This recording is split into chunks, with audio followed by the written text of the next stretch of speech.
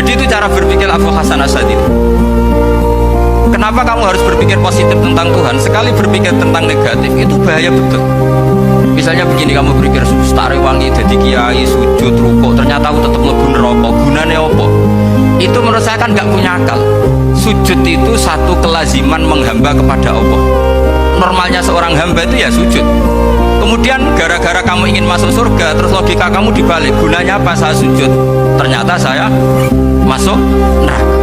Itu pertanyaan yang benar-benar bodoh dan itu menjadikan Allah benci. Logikanya dibalik begini. Ini saya ngomong serius karena ini bentuk kemenangan saya. Ini bentuk kemenangan saya. Saya berkali-kali ngomong di kota pelajar di Jogja karena banyak pengujinya juga. Bukan sekedar pendamping tapi penguji. Banyak yang profesor, bukan sekedar dokter, banyak yang profesor. Jadi ya ini dok. Begini, saya pernah ditanya sama seorang dosen, Gus, saya ini ngaji hadis banyak, tapi ada yang saya tidak paham, yaitu mangkola la ilaha illallah dakhala jannah, ada kalimat wa in zana wa in saraka. Meskipun pernah zina, pernah maling. Ini kan seakan-akan mentoleransi perzinahan dan pemalingan. Terus saya bilang, oh makna hadis itu seperti ini. Jadi kebenaran absolut, kebenaran yang mutlak itu tidak akan terganggu oleh status perilaku seseorang. Saya berkali-kali memberi contoh. Orang yang ditangkap KPK akan bilang 1 tambah 1 2. KPK-nya juga bilang 2. Rivalitas dalam politik, Pak Prabowo ya bilang 2, Pak Jokowi juga bilang 2. Orang yang zaniyah, yang lonte pun akan bilang 2. Muftinya juga bilang 2. Ketua MUI-nya juga bilang. Artinya gini, kebenaran yang absolut adalah kebenaran yang siapapun akan meyakini seperti itu. Seperti 1 ditambah 1 2. Kamu punya musuh bilang 2. Kalau ibu-ibu ini punya maru, ya marunya bilang 2 tadi tambah mama. Nggak tahu saya terjemahnya apa tadi. Nah, kebenaran yang absolut itu kebenaran yang siapapun pasti mengakui.